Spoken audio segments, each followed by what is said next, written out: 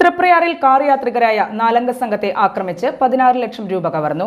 കവർച്ച നടത്തിയത് മറ്റൊരു കാറിലെത്തിയ 8 സംഘം. കവർച്ച സംഘം സഞ്ചരിച്ച കാർ പോലീസ് കണ്ടെത്തി. തൃപ്രയാർ കിഴക്കേനട പൈനൂർ റോഡിൽ ആമലത്തുകുളങ്ങര ക്ഷേത്രത്തിന് സമീപം വെള്ളിയാഴ്ച രാത്രി 8:45 സംഭവം. KL 52 X0179 രജിസ്ട്രേഷൻ നമ്പറുള്ള വെള്ള ടാറ്റ പഞ്ച് കാറിലുണ്ടായിരുന്ന യാത്രക്കാരാണ് കവർച്ചയ്ക്കിരയായതെന്നാണ് പറയുന്നത്. ആമലത്തുകുളങ്ങര ക്ഷേത്രത്തിന് സമീപം പൈനൂർ റോഡിൽ പാർക്ക് ചെയ്ത് കിടക്കുന്നതിനിടെ രാത്രിയോടെയാണ് കാർ യാത്രികർ ആക്രമണത്തിനിരയായത്.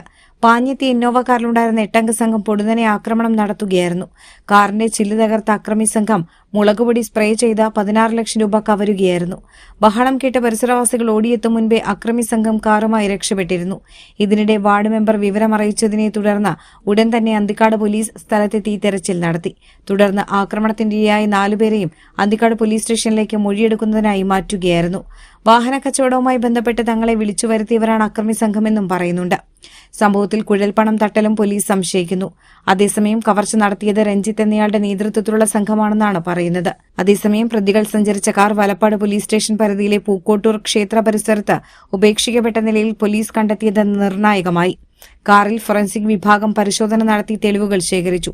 വാടകയ്ക്കെടുത്തതായ കാർ അഴീക്കോട് സ്വദേശിയുടേതാണെന്ന് തിരിച്ചറിഞ്ഞിട്ടുണ്ട്.